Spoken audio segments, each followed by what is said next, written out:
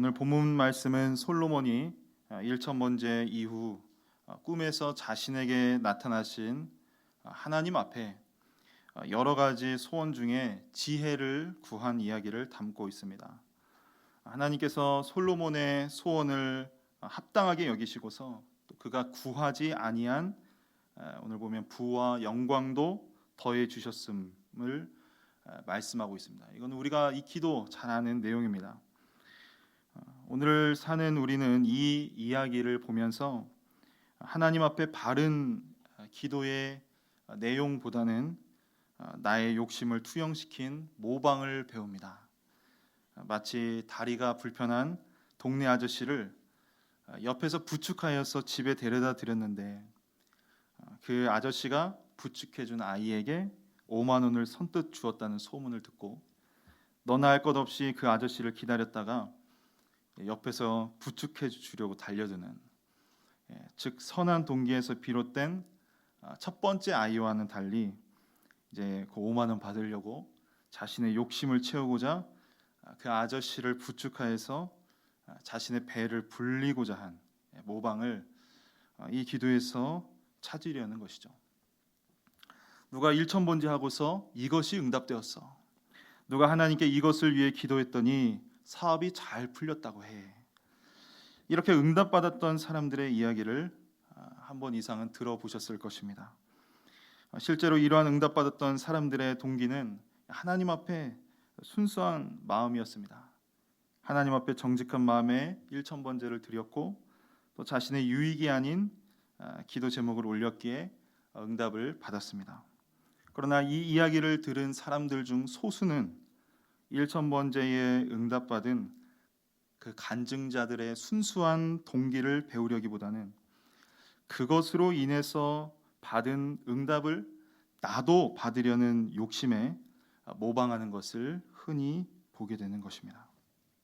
일천번제를 하면 내가 구한 것은 반드시 응답받을 수 있다라는 마음입니다. 아마 우리의 그 겉모습만 보는 하나님이셨다면 그 사람의 동기가 어떻든 간에 하나님은 어떤 기도이든 모두 응답해 주셨을 것입니다. 그러나 하나님은 우리의 중심을 보시는 하나님, 우리의 동기를 보시는 하나님이십니다.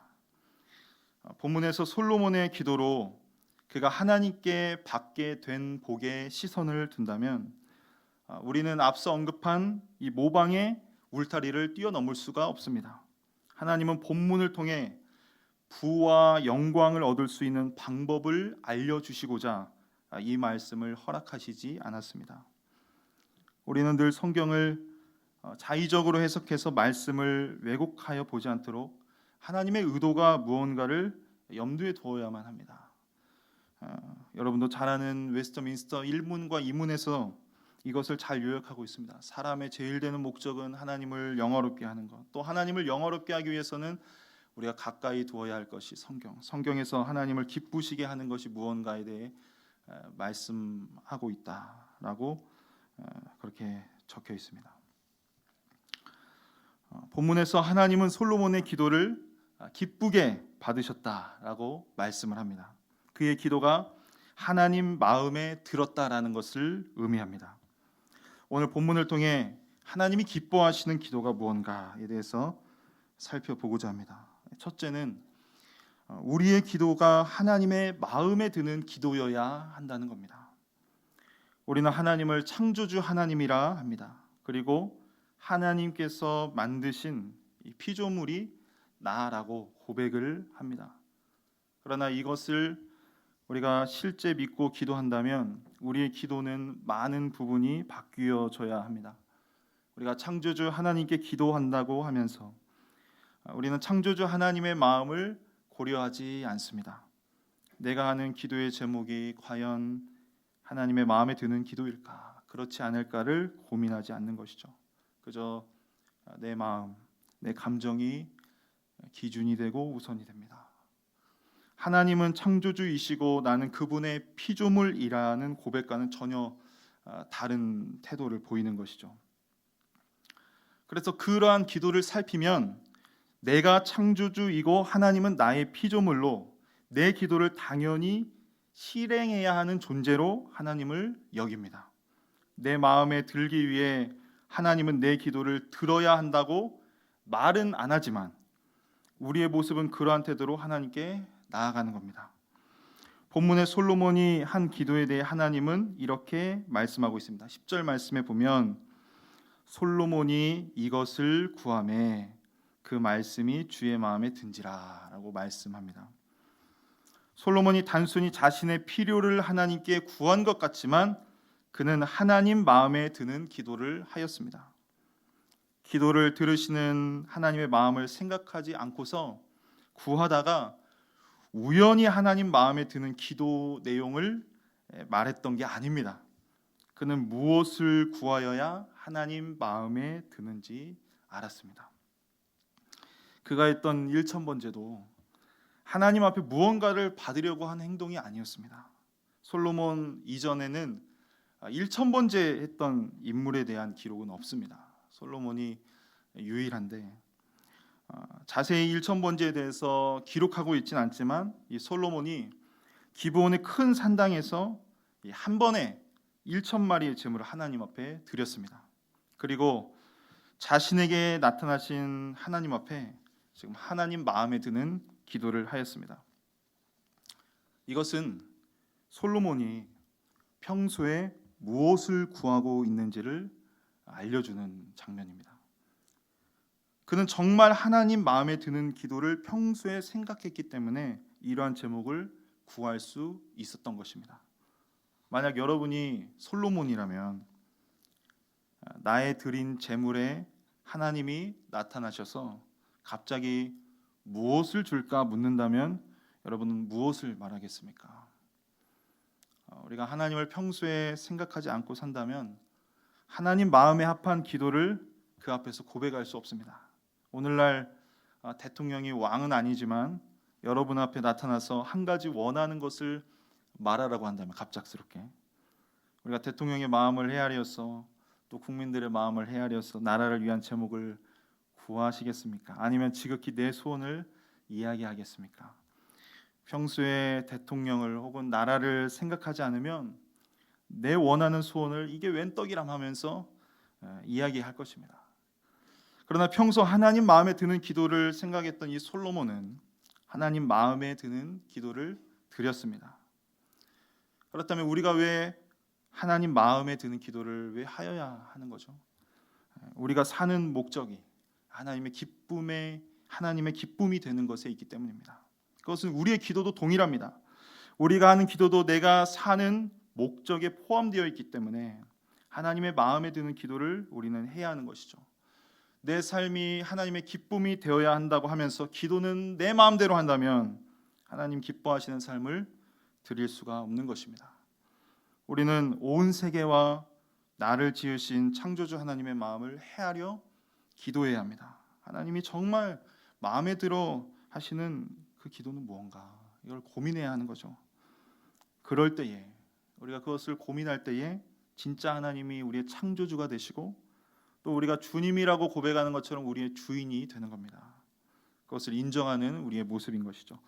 둘째는 하나님의 지혜를 우리는 구하여야 합니다. 솔로몬이 이스라엘 백성들을 다스릴 만한 지혜가 부족하기에 이들을 잘 다스릴 수 있는 지혜를 하나님 앞에 구하였습니다. 왜냐하면 이스라엘의 백성은 하나님의 백성이고 하나님이 이 백성을 얼마나 사랑하고 귀하게 여기시는지 솔로몬이 잘 알고 있기 때문입니다. 솔로몬은 자신이 왕이 된 것이 오늘 본문의 6절에 있는 말씀처럼 하나님이 세우신 자리라는 것을 알았습니다. 하나님의 은혜로 이 자리에 서 있다라는 것을 그는 고백합니다. 그러기에 그는 하나님이 사랑하시는 백성들을 진심으로 대해주고 또 나라를 하나님의 말씀으로 굳건하게 세우고자 하나님의 지혜를 하나님 앞에 구했습니다. 근데 우리는 반문할 수 있겠습니다.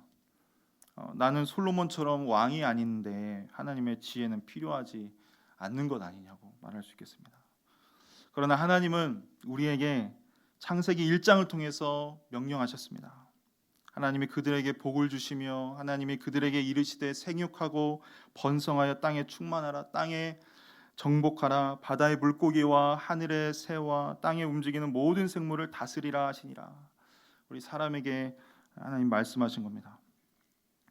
즉 하나님은 이 세상에서 하나님의 뜻을 실현하는 도구로 하나님의 사람들을 이렇게 허락하신 겁니다. 하나님은 우리를 그저 불신자들처럼 내 몸 돌보고 또 가족들 챙기는 정도로 부르지 않으셨습니다. 내 몸을 돌보고 가족들을 돌보더라도 하나님의 뜻대로 돌보기를 원하시고 또 나아가서 이 세상을 하나님의 뜻대로 섬기기를 하나님은 원하십니다. 하나님의 사람들이 세상 속에서 저마다 자기가 속한 곳에서 하나님의 뜻대로 섬긴다면 세상은 우리를 통해 예수님을 보게 되면서 하나님께 기쁨을 드리게 될 것입니다. 그러므로 세상을 하나님 명령처럼 다스리기 위해서는 하나님의 지혜가 필요한 것입니다. 그래서 우리는 하나님의 지혜를 구하여야 합니다. 또한 성경이 하나님이 기뻐하시는 바가 무엇인지를 말씀하고 있는데 성경이 말씀하는 바를 오늘 우리에게 적용하는 데 있어서도 하나님의 지혜가 필요합니다. 하나님의 말씀을 내 삶에 적용하기 위해서. 그래서 우리는 또한 지혜를 구하여야 합니다. 잠언 9장 10절은 지혜에 대해 이렇게 말씀을 합니다. 여호와를 경외하는 것이 지혜의 근본이요 거룩하신 자를 아는 것이 명철이니라 라고 말씀합니다. 하나님을 창조주 하나님으로 바라보고 하나님을 하나님으로 대하는 경외에 대해서 지혜라고 합니다. 하나님을 하나님으로 모시고 사는 것, 지혜라는 겁니다. 야고보서 1장 5절을 말씀하죠. 너희 중에 누구든지 지혜가 부족하거든 모든 사람에게 후히 주시고 꾸짖지 아니하시는 하나님께 구하라. 그리하면 주시리라. 이처럼 하나님은 하나님의 지혜를 구하는 것을 기뻐하십니다. 하나님의 마음에 드는 기도의 제목이기에 하나님은 후히 주십니다. 그러므로 세상을 하나님의 뜻대로 우리가 잘 다스리기 위해서는 성경을 오늘 우리에게 적용하기 위해서 또한 하나님을 하나님으로 바라보기 위해서 우리는 지혜를 구하여야 합니다. 마지막으로 우리가 온전하지 못해도 하나님은 우리의 기도를 들으신다라는 겁니다. 솔로몬의 영적 상태에 관해서 1절에서 3절은 말씀하고 있습니다. 우리 1절에서 3절 말씀을 우리 한번 같이 읽어볼까요? 시작. 솔로몬이 애굽의 왕 다윗성에 데려다가 두고 여호와의 성전과 예루살렘 주의 성의 공사가 끝나기를 기다리니라. 그때까지 여호와의 이름을 위하여 성전을 아직 건축하지 아니하였으므로 백성들이 산당에서 제사하며 솔로몬이 여호와를 사랑하고 그의 아버지 다윗의 법도를 행하였으나 산당에서 제사하며 분향하더라. 아멘. 1절을 보면 솔로몬이 애굽의 왕 바로의 딸과 혼인했다라고 말씀하고 있습니다. 외교적 관계에 의해서 혼인을 한 거죠. 오늘날도 그렇지만 당시에도 이 양국의 이해관계가 맞물려 있어서 이렇게 계약을 했습니다. 이것도 어떤 외교적인 이해가 있었기 때문에 솔로몬이 바로의 딸과 혼인을 한 것으로 볼 수가 있겠습니다. 그러나 이방 여인과 이렇게 혼인을 한 것은 엄연히 하나님의 말씀의 통치를 받는 이스라엘에게 있어서는 정당한 게 될 수가 없었습니다. 우리가 새벽에 신명기 말씀을 보고 있는데 신명기 7장 3절에서 4절의 말씀에 보면 이렇게 말씀을 하죠. 또 그들과 혼인하지도 말지니 내 딸들을 그들의 아들에게 주지 말 것이요 그들의 딸도 내 며느리로 삼지 말 것은 그가 내 아들을 유혹하여 그가 여호와를 떠나고 다른 신들을 섬기게 함으로 여호와께서 너희에게 진노하사 갑자기 너희를 멸하실 것임이니라 라고 경고를 하고 있습니다.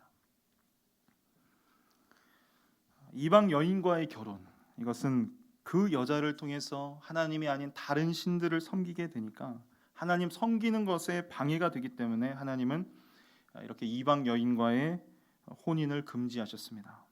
그런데 본문의 솔로몬은 어떻습니까? 하나님의 말씀과는 반대로 이방 여인과 결혼을 합니다.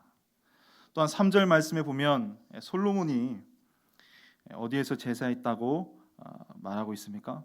산당에서 제사했다라고 말씀하고 있습니다. 산당은 높은 곳에다가 이방 신들을 섬기라고 이렇게 마련해 둔 장소이죠. 한창 성전 공사가 진행 중이었기에 솔로몬이 산당에서 제사했다라고 하여도 우리가 15절에 있는 말씀에 보면 이 솔로몬이 예루살렘에 이르러서 여호와의 언약궤 앞에서 번제와 감사의 제물을 드리는 것을 우리가 볼 수가 있습니다. 그러니까 이게 핑계가 안 된다는 거죠. 당시 구약 시대는 하나님을 섬기는 장소를 구분했던 시대였습니다. 반면에 신약에서는 우리가 예수 그리스도를 통해서 하나님 섬기는 곳에 이러한 장소적인 제약이 초월하게 되었지만 이 구약 시대에는 장소적인 제약이 있었고 또 하나님은 자신을 섬기는 곳에 구별됨을 이스라엘 백성들에게도 이렇게 지시하셨습니다. 그러나 솔로몬은 이방 신들을 섬기는 장소인 산당에서 하나님께 제사하며 분향했습니다. 그런데 반대로 그에 대한 긍정적인 평가도 있는데요. 3절 상반절에 있죠. 여호와를 사랑하고 그의 아버지 다윗의 법도를 행하였으나 솔로몬이 하나님을 사랑했다라고 말씀합니다. 그의 아버지 다윗의 법도를 행했다고 말씀합니다. 그런데 이제 그러나 하면서 이 뉘앙스가 부정적인 이야기를 하고 있는데요. 솔로몬의 지금 긍정적인 면 그리고 부정적인 면 모두를 오늘 본문은 기록하고 있습니다. 그래서 우리가 본문의 내용을 통해 솔로몬을 평가한다면 그는 하나님을 사랑했지만 애굽의 왕 바로의 딸과 혼인하였고 또 이방신을 섬기는 산당에서 하나님께 제사했습니다라고 우리가 평가할 수 있겠습니다. 즉 하나님 앞에서 솔로몬은 온전하지 못했다라는 겁니다. 그러나 그가 온전하지 못하였지만 중요한 것은 하나님은 솔로몬의 기도를 들으셨다라는 겁니다. 근데 왜 그러셨을까요? 비록 솔로몬이 이방 여인과 결혼하고 또 산당에서 하나님 앞에 제사했지만 하나님은 그를 보실 때 어린 아들이 아빠가 좋아하는 음식을 자신의 손으로 만들어서 대접해드리고 싶은 것처럼 그를 바라보셨을 것 같습니다. 아직 음식 맛도 부족하고 만든 음식을 아빠에게 가져다 드릴 때 가져오면서 바닥에 흘리는 것처럼 서투르다 해도 아빠는 어린 아들의 마음을 보고 이렇게 기뻐하는 거죠. 그의 잘못과 실수를 먼저 보기보다는 그의 마음을 보시는 겁니다. 그러니까 하나님은 이 솔로몬의 온전함을 통해 그의 기도를 받지 않으시고 그의 마음을 보시고 그의 기도를 받으셨습니다. 즉 하나님은 이 솔로몬의 부족함을 하나님의 은혜로 덮으시고 가리시고 채우시고 그의 기도를 받으신 것입니다. 이와 같이 우리의 기도를 들으시는 하나님은 우리가 하나님 앞에 온전해서 우리의 기도를 받으시는 게 아닙니다. 우리는 하나님 앞에 늘 범죄하고 넘어지는 죄인입니다. 하나님의 마음을 시원케 하면서도 곧 근심을 가져다 드립니다. 우리가 지난날 하나님 앞에 범죄하였을 때를 생각해 보십시오. 그때 하나님께서 우리를 그냥 지나치셨다면 너 온전치 않으니까 하면서 이제 거절하셨다면 우리가 과연 회복되어서 다시 하나님을 섬길 수 있었을까요? 그렇지 않았을 겁니다.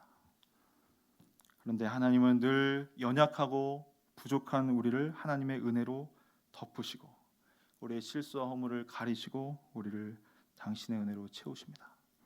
우리의 기도가 우리가 약하고 비천하고 범죄한 중에도 응답되는 이유입니다.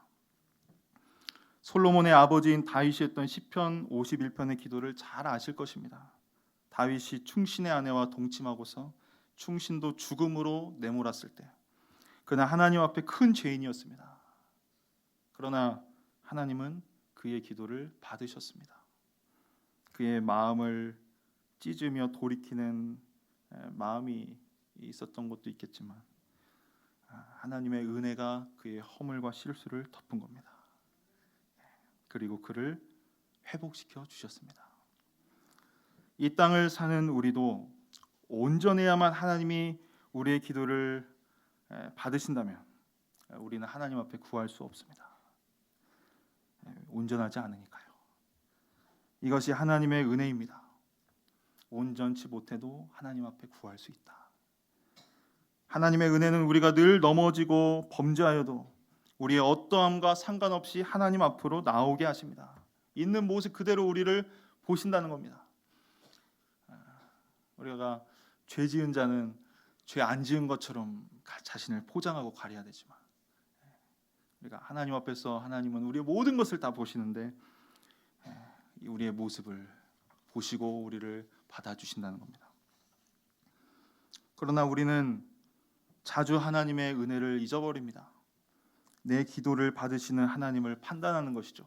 마치 내가 하나님 위치에 있어서 지금의 내 상태가 온전치 않으니까 하나님은 내 기도를 안 들어주실 거야. 하나님은 내 기도에 대해서 거절하실 거야 라고 생각하는 겁니다. 근데 이러한 태도는 기도를 받으시는 하나님이 나와 같다고 여기는 모습입니다. 하나님은 내 옹졸함과 변덕, 이기적인 나와는 전혀 다르십니다. 내 생각으로 하나님을 판단한다면 하나님은 하나님이 될 수 없습니다. 그냥 나의 분신뿐입니다. 여러분은 어떻습니까? 하나님 앞에 나아갈 때에 온전치 못한 내 모습을 보면서 하나님 앞에 나아가지 못한다고, 하나님은 내 기도를 들어주시지 않는다고 스스로 판단하고 있지는 않습니까? 하나님은 온전치 않은 나를 자신의 가장 귀한 독자 예수 그리스도로 거둬주셨습니다. 우리가 넘어졌을 때에 우리의 신음을 들으셨고 우리를 일으켜 세워주셨습니다. 하나님은 우리의 부족함과 연약함을 하나님의 은혜로 덮으시고 채우시면서 우리의 기도를 들으십니다. 내가 하나님 앞에 기쁨일 때도, 내가 하나님 앞에 범죄하여 근심이 되는 내 모습일 때도 하나님은 나의 기도를 들으시는 하나님 아버지이십니다. 하나님은 내가 하나님의 은혜인 예수 그리스도를 의지하며 나아갈 때에 우리의 모든 허물을 그 은혜로 덮으시고 우리를 예수님으로 보시고 받아주시는 줄 여러분 믿으시기 바랍니다. 그렇게 하나님의 은혜를 의지하며 하나님 앞에 자주 나아가는 여러분이기를 원합니다. 주님이 그것을 원하십니다. 오늘 말씀을 통해 우리의 기도가 하나님께서 기뻐하시는 기도 되기를 원합니다. 내가 온전하지 않아도 하나님의 은혜로 내 실수와 허물을 가리시는 하나님, 예수님 의지하며 나아가는 나의 기도를 들으시는 하나님, 여러분 기억하시면서 하나님 앞에 기쁨이 되는 기도, 내 삶을 하나님 앞에 기쁨이 이렇게 되기를 원하는 마음으로 우리의 기도도 하나님 앞에 기쁨이 되는 기도를 드리고, 그래서 우리의 기도를 통해 하늘의 뜻을 이 땅에서 이루기를 원하고, 또 우리가 하나님의 지혜를 구하는 우리의 기도를 통해서 이 세상 가운데서 그저 나 그리고 우리 가정만 우리가 이렇게 바라보는 인생들이 아니라 가정도 그렇고 내 모습도 그렇고 우리 세상도 하나님의 방법과 마음으로 섬길 수 있는 그런 우리 교회 되기를 주님의 이름으로 축원합니다.